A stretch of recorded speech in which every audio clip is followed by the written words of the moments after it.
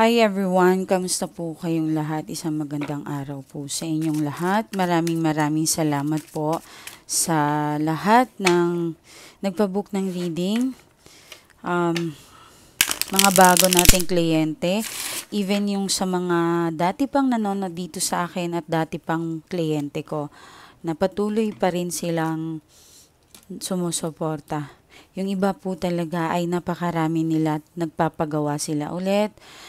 Meron silang binibigay na bagong kliyente kasi talagang subok nila na natulungan talaga sila. Okay, maraming salamat po sa pagbibigay or pag-refer ninyo sa akin.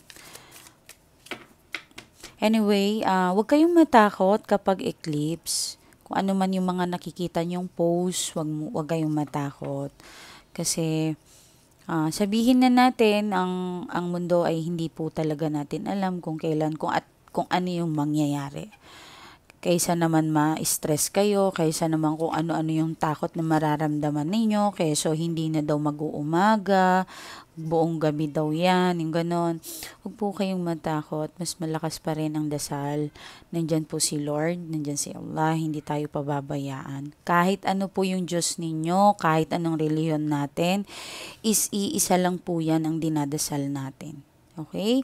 So, etong araw na ito, magkaroon kayo ng kapayapaan and please, everyday po ang linis ng ating bahay. Okay? Huwag niyong hahayaan na meron tayong alikabok. Mag-general cleaning po tayo. Sana po ay makinig po kayo sa akin. Gusto ko po malinis ang inyong pamamahay. Kahit kubo pa yan, kahit maliit pa yan, ang importante po ay malinis. Itapon po ang hindi na ginagamit. Huwag po kayong masayangan ng mga gamit ninyo na luma na, pinaglumaan na, panahon pa ng mga lola ninyo, panahon pa ni Kopong-Kopong. Please, yan po ang naghahatid ng kamalasan sa inyo kung bakit po kayo minamalas. Okay? Bawal po ang marumi, bawal ang mga lumang gamit. Okay? Itapon nyo na po ito. Okay?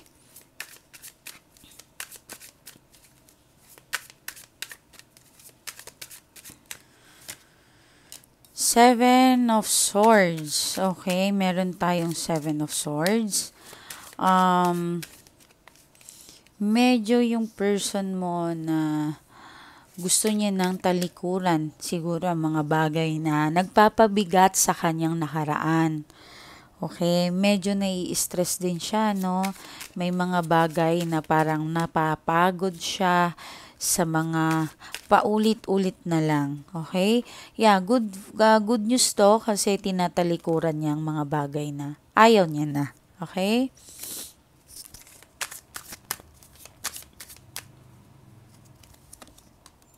Okay. Pinagsisihan niya pala yung isa sa mga pananalita sa'yo ng masama. Pinagsisihan niya yung mga pangloloko sa'yo. Okay. Hindi niya lang alam kung paano ka i-approach. Ano ba to? Caregiver ka ba o ano? Or medical area ka? Hindi ko alam kung ano to, pero may nakikita ako na parang maalaga ka talaga masyado. Napaka-hospitality mo sa kanya. Okay? Yun ang naalala niya sa'yo. At kung hindi po kayo caregiver, kayo po siguro ay nasa opisina, any kind of may laptop, may parang monitor akong nakikita. Okay?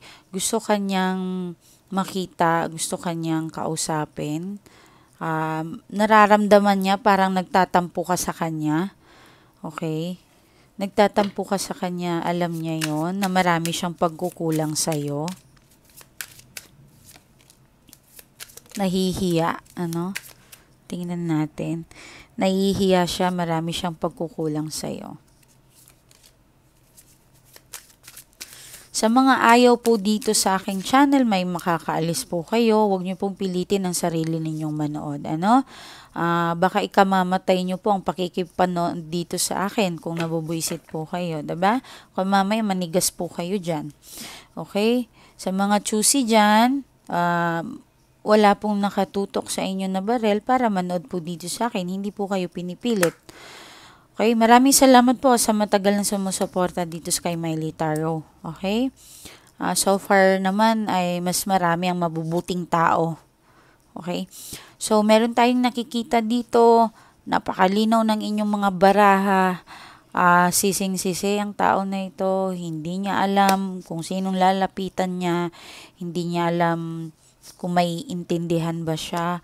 So, someone backstabbing sa person mo.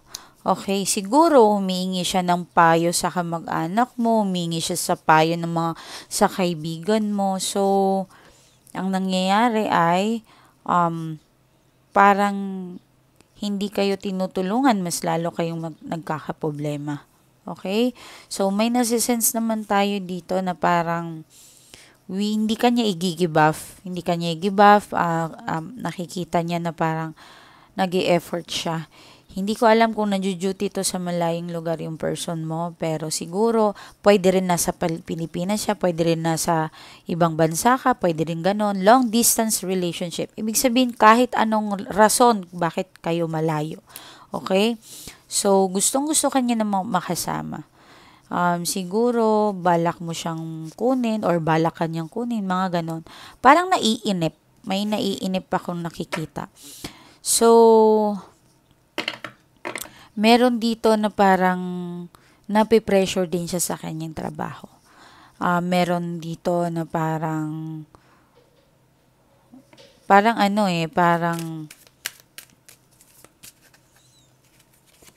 may nakikita ako dito na parang someone na nagbibigay sa kanya ng pagod. Possible yung boss, possible yung kasama sa trabaho, nai-stress siya kasi gusto niya makatulong eh. Gusto niya halimbawa nagtatrabaho siya, gusto niya nang mag-off, pag gusto niya nang makasama ka, gusto niya nang minamadali niya.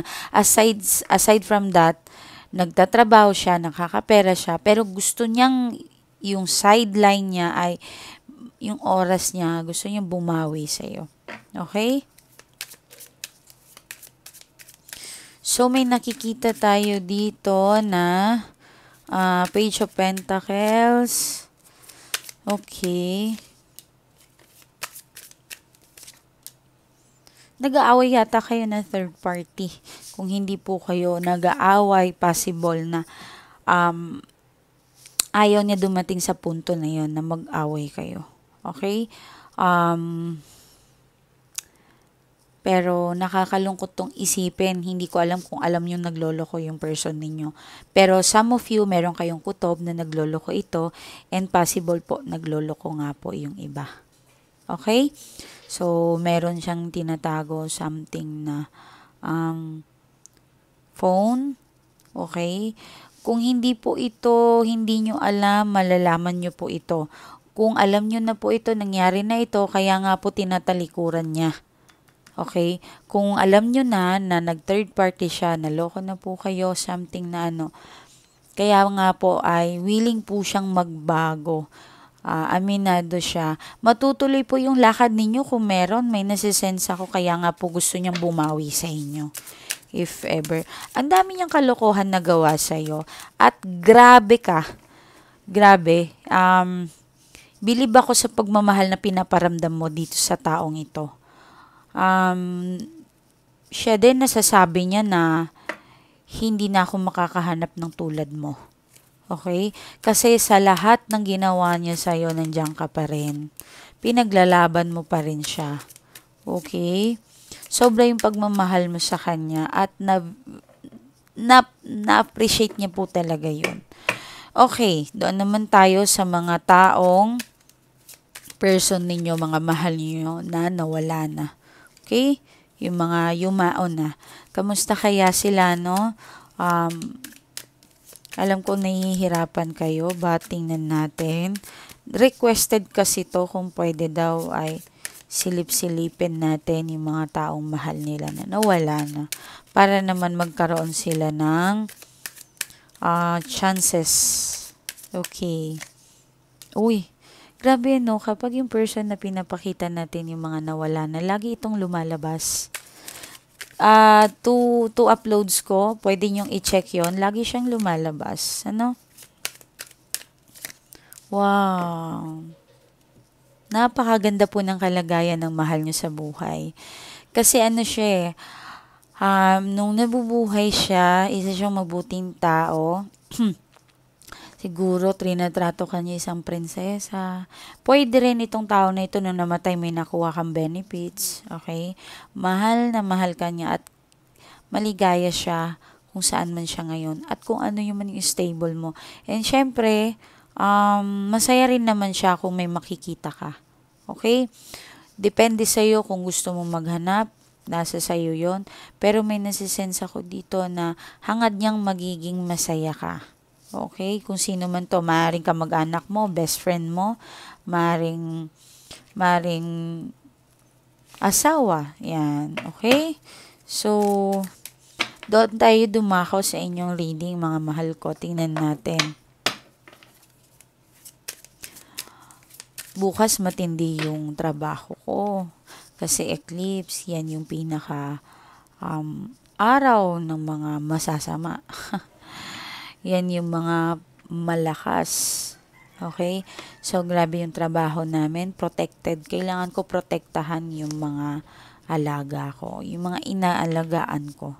Okay? So, kayo, kung nanonood kayo, kung isa ka sa mga alaga ko, money spell, love spell, etc. o anuman, makinig kayo. Kailangan yung linisin yung bahay ninyo. Kailangan yung, ano ba tawag dito? Huwag muna kayong lumabas. Kahit hindi makita natin yung moon dito, huwag muna kayong maglalabas. Huwag po matigas ang ulo natin. Okay? Mag-i-comment nyo po sa mga hindi ko kliyente, sa mga hindi nakapag-avail sa akin. I-comment nyo po na kayo ay naglinis. Buong bahay nalinis nyo na. Unti-untiin nyo po yan. Maniwala kayo, may pagbabago yan. Maniwala kayo sa Diyos. Siyempre magdasal pa rin tayo. Tao pa rin ako, hindi pa rin ako Diyos. Kaya huwag nyo iasa lahat sa atin. So Lord, bigyan niyo po sila ng kapayapaan sa kanilang puso. Linalapit ko po itong mga tao na ito na nanonood ngayon sa akin. Parang awa niyo na po. Ako po ay nakikiusap sa inyo. Alam ko po ikaw yung pinakamabilis at gumalaw para sa mga taong ito. Lord, tanggalin niyo po yung takot nila sa puso nila, yung kalungkutan. Bigyan niyo po sila ng blessing, umaapaw. I-sold out niyo po yung tindahan nila.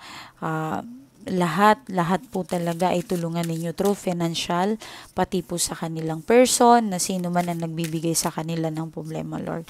Maraming salamat po. So, sana bigyan po kayo ng magandang reading ngayon, Bismillah. Four of Pentacles. Wow! Ang lakas natin kay Lord. Ang lakas natin talaga. Sobra. Grabe siya pag magbigay, answer prayer siya. Hindi sa pagyayabang sa inyo. Hindi niya ako pinapahiya. Mashallah. Wow. Okay. So, meron akong nakikita dito na mag-upgrade ka. Siguro may inaantay kang something, balita. Okay? Mangyayari naman po yan.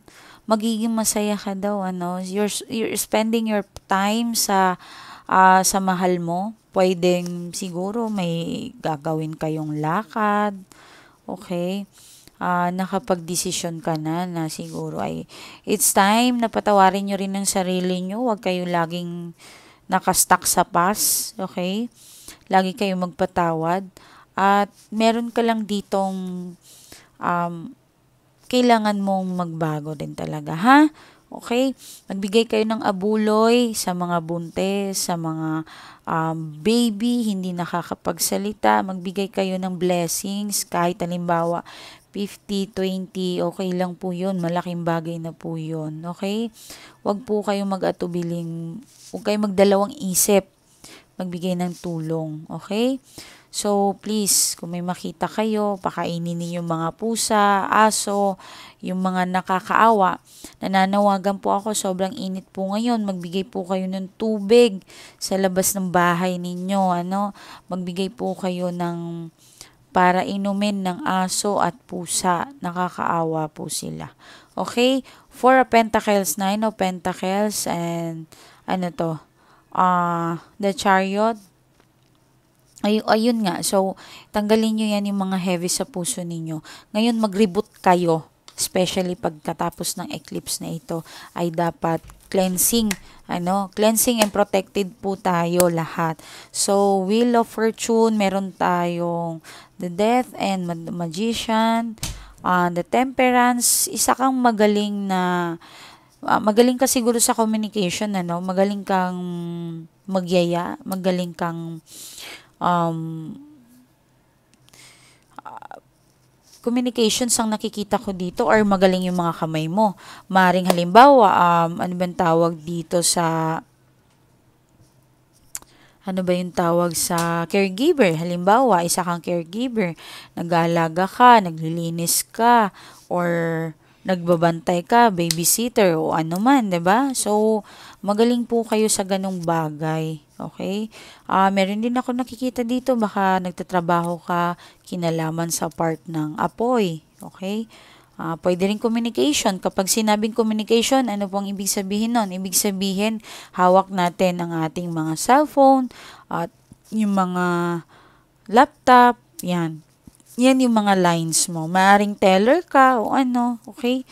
So, kasama ka dito, So, any kind of water din, may water, magiging okay na okay ka. So, meron someone is a Knight of Swords.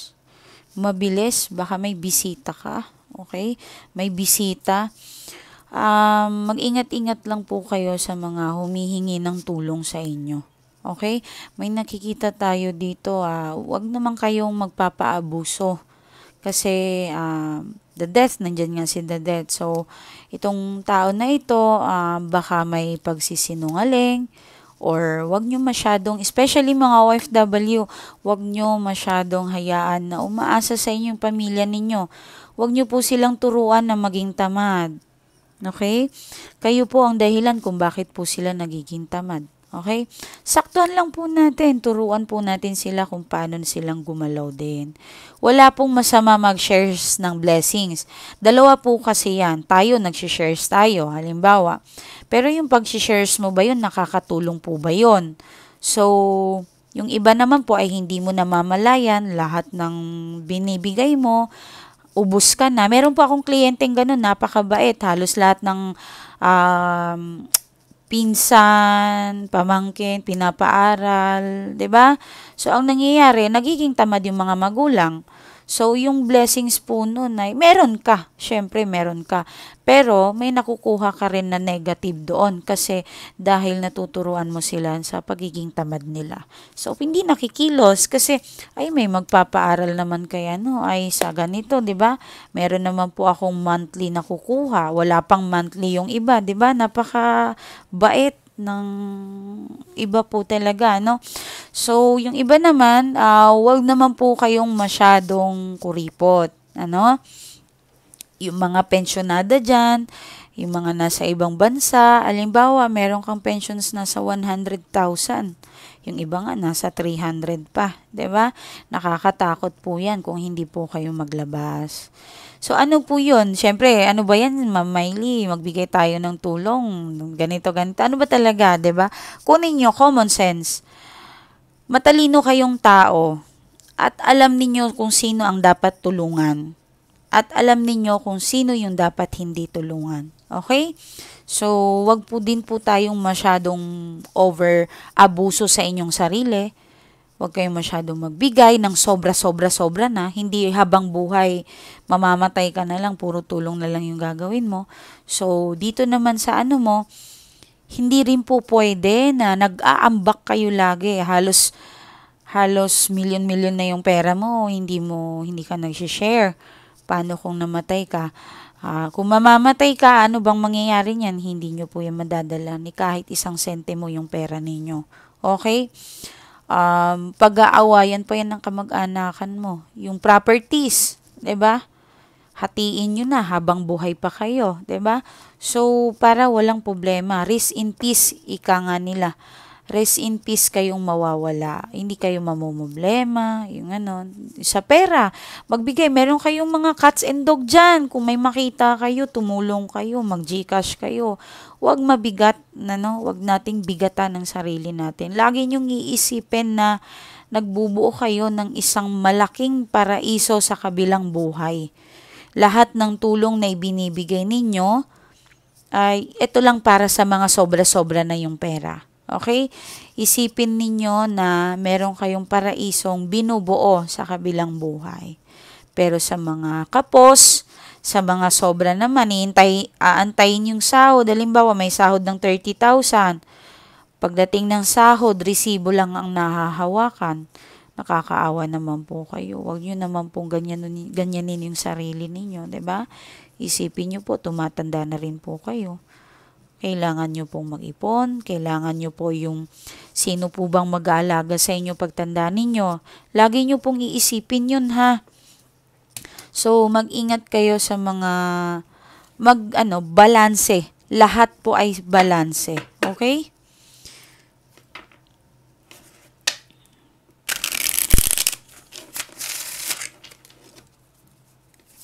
Ano yung expecting natin bukas or maring this week?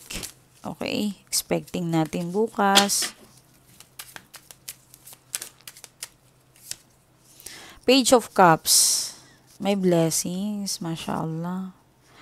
Isang sagana. Hindi ko alam kung magse-celebrate ka or may gagawin ka talaga.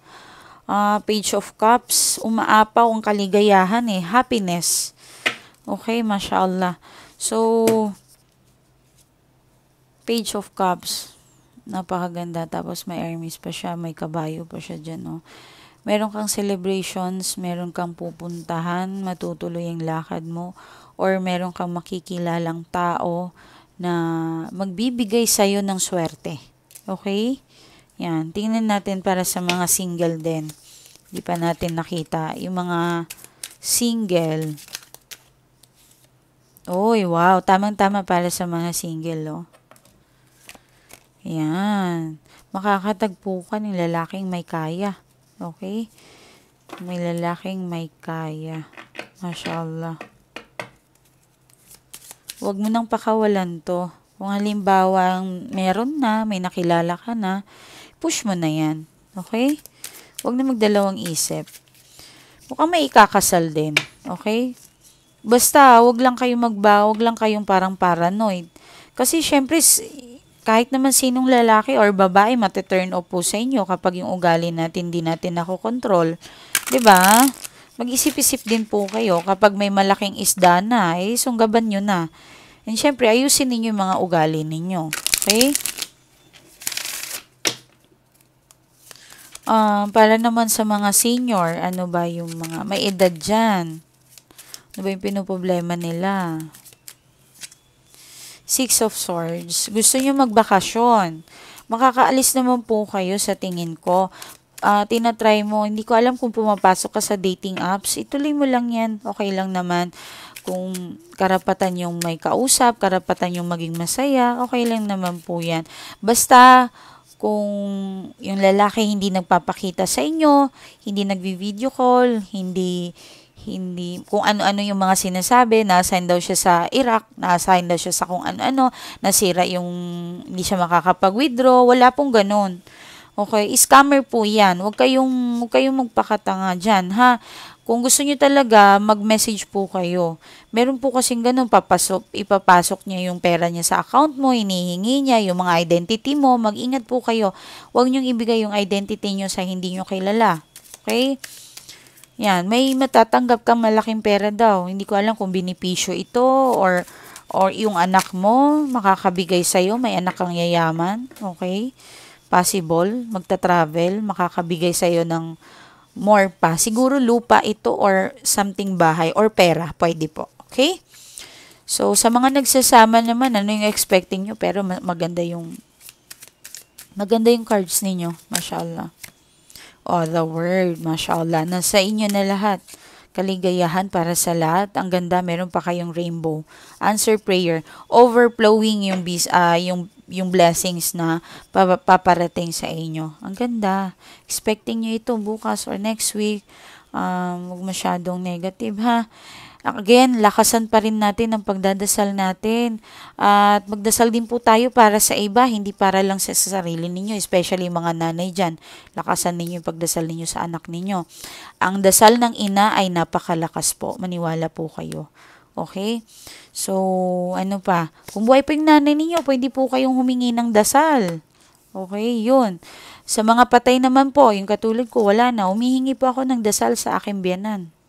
Yan, malakas po sila, malakas po. Para sa mga gustong magpa-reading, pwede naman po kayo magpa-reading sa atin.